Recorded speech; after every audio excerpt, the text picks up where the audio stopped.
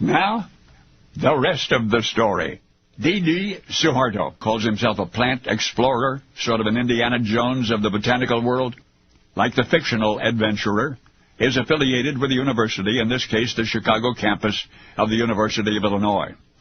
He has traveled to distant corners of the globe in search of treasures, and one such expedition, in 1987, took Suharto into the rainforests of Malaysia, collecting and cataloging plant leaves and tree sap, and he was focusing on one tree in particular, the Calophyllum lanigerum. Nonetheless, he returned home with his many specimens, submitted them for laboratory evaluation, but within days he received an urgent phone call. Scientists from the laboratory wanted to see him at once. From one of the plant specimens he'd brought back, they had extracted a compound. It was like nothing the scientists had ever seen before.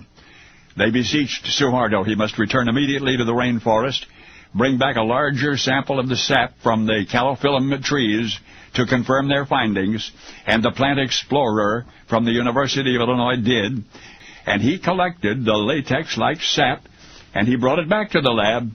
Eagerly the researchers went back to work, and none of the specimens, not one, was the same as the earlier one. Back to Malaysia again. Now Suharto decided he would have to seek out that one specific one from which they had taken the first sampling. And that was not easy.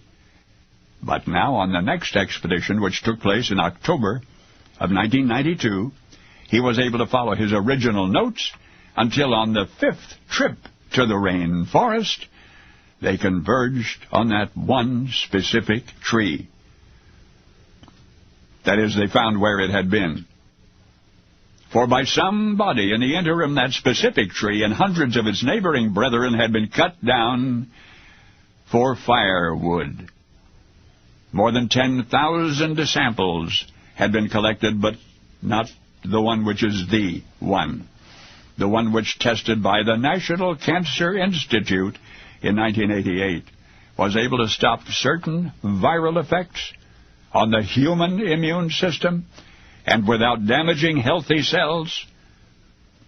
So the next time you hear somebody urging the preservation of the rainforests, listen, pay attention, and remember, the world of medicine may have lost forever what some scientists were then certain was the cure for AIDS. And now you know the rest of the story.